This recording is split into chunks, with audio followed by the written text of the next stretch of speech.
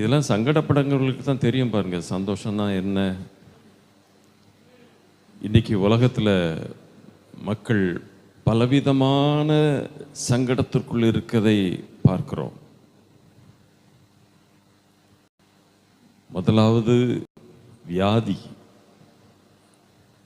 ரெண்டாவது பணப்பிரச்சனை, மூன்றாவது குடும்ப பிரச்சனைகள், நான்காவது பிழைப்புக்கு வழி இல்லாத காரியங்கள்.